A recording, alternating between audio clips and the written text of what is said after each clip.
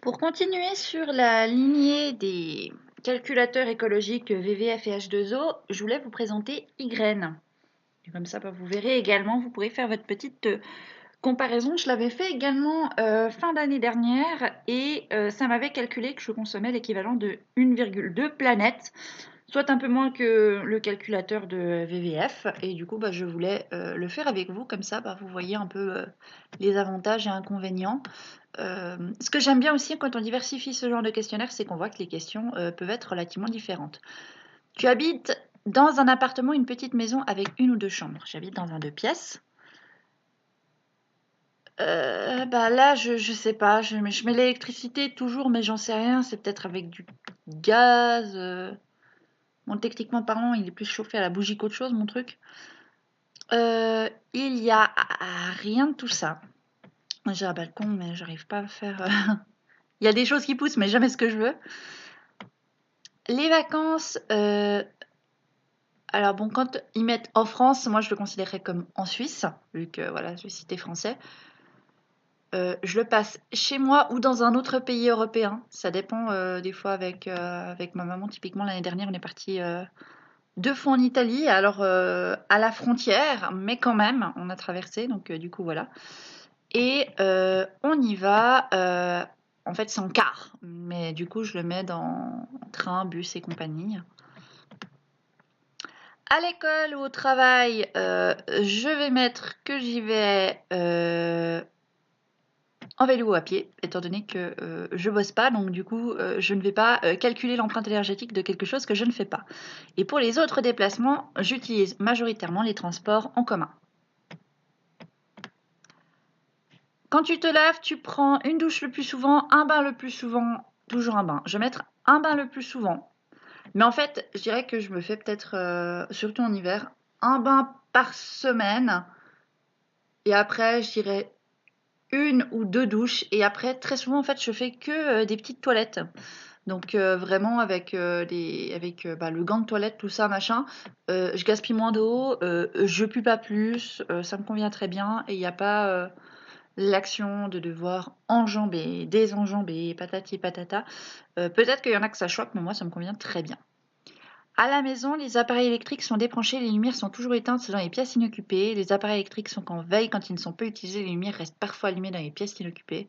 Alors, je suis entre les deux. C'est-à-dire que tous les soirs, je débranche tout excepté la Wi-Fi. Parce que je ne sais pas pourquoi ça me stresse de débrancher la Wi-Fi. Ça fait partie de mes résolutions de 2019.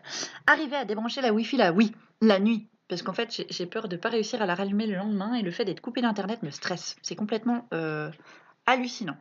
Je laisse mon ordinateur en veille quand je ne l'utilise pas, mais en veille prolongée. Et je le coupe, mais il n'est pas branché. Parce que voilà, c'est un ordinateur portable. Et puis j'ai envie de dire que les pièces qui restent allumées, c'est pendant peut-être des fois 1 minute le temps que je vais aux toilettes. Parce que vu que je suis dans un 2 pièces, c'est pour illuminer le chemin, on va dire. Allez, je vais être généreuse, je vais mettre le premier. Alors, des sacs de 30 litres. Je vais mettre un par semaine, à savoir que c'est moins parce que j'ai des sacs de 17 litres et j'en jette 1 à 2 par mois. Après, je vis seule et puis il y a quand même pas mal de trucs comme ça. Au quotidien, j'imprime presque rien parce que j'ai pas d'imprimante et généralement sur papier recyclé parce que quand c'est imprimé, c'est ma maman des fois qui le fait et du coup, elle le fait sur recyclé. Je t'aime, maman. Je mange plus de viande du tout. Et je mange surtout des fruits et légumes frais de la région, des fruits et légumes frais, mais aussi des surgelés ou des aliments en conserve. Alors, je dirais cela, parce que surtout l'hiver, des fruits et légumes frais de la région, ça devient très compliqué pour manger 5 fruits et légumes par jour, en sachant que je suis pénible. Donc c'est entre les deux. Ça dépend des périodes. Je dirais qu'en été, c'est des fruits et légumes frais produits dans la région, il n'y a pas de souci. En hiver, c'est un peu plus compliqué et je prends pas mal des aliments en conserve. Pas en surgelé parce qu'actuellement, je n'ai plus de frigo. J'en parlerai une prochaine fois. Et oui. Et là, il me dit que voilà, il faut 1,7 planète. Donc, je pense que voilà, qu'il y a quelque chose qui a dû changer dans mes trucs. Donc, découvrez en plus sur l'empreinte écologique. Puis après, on peut soutenir des projets éducatifs. Et là, voilà, ils expliquent qu'est-ce que l'empreinte écologique, le jour du dépassement, comment réduire son empreinte. Et c'est plutôt intéressant si on clique sur comment réduire son empreinte. Voilà, là, on a une jolie page. Et du coup, s'informer, croiser les sources, l'information la plus complète possible, c'est essentiel. Les manifestations, les pétitions, il y en a énormément, on en voit passer partout et ça ne demande pas grand-chose. Voter en prenant connaissance des projets des candidats, je trouve ça hyper important, mais pour la France, c'est beaucoup plus compliqué parce que de toute façon, c'est vraiment tous des menteurs et que c'est vraiment presque plus une dictature monarchique qu'une république démocratique. Participer à des actions de sensibilisation avec des associations, ça peut être vraiment très bien, ou même sensibiliser des personnes dans votre entourage. Adhérer, s'engager bénévolement auprès d'associations, participer à des consultations publiques. Et au quotidien, en tant que consommateur, les 4 R. Alors, les 4 R, c'est déjà quoi? Recycler, réutiliser. Oh là là. Je ne sais plus. On va cliquer, quoi. Et voilà. Recycler, réutiliser. Réfléchir. Je sais plus exactement. Mais c'est comment faire en sorte de ne pas revendre ou ce genre de choses.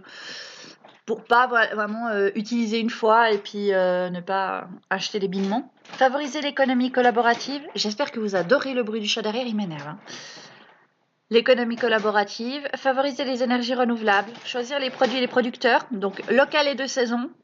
Biologique ou éco-certifié. Et produits équitables. Personnellement, j'essaie de le faire dans cet ordre-là. Mais si possible en croisant. Donc local et de saison avec du biologique ou de l'équitable en général. Adapter ses moyens de transport à ses besoins. Est-ce que ça vaut vraiment la peine de prendre la voiture tous les jours pour 5 minutes? Après, ça dépend des personnes. Il y a des personnes qui peut-être ont des difficultés à se mobiliser, ce genre de choses, donc c'est OK. Favoriser l'éco-construction. Vous entendez, hein? Vous entendez, hein? Il est fou, ce chat. Bref, je vous mettrai ce site de Ygraine avec du coup la possibilité qu'il y a là-dedans en barre d'informations pour vous renseigner. C'est vraiment très important de prendre conscience de notre impact énergétique, de comprendre aussi comment est-ce qu'on peut essayer de le réduire. Et je ferai des vidéos à ce sujet parce que c'est vrai que c'est des questions qu'on ne pose pas forcément dans ce genre de site. Mais il y a plein de petites choses au quotidien que vous pouvez faire pour réduire votre impact et qui sont très importantes. Voilà. Faites le test et dites-moi où vous en êtes, vous, au niveau de votre empreinte énergétique sur le site Ygraine et puis ce que vous en pensez de manière générale. Et je vous fais des gros becs. Et à tout bientôt. Ciao, ciao!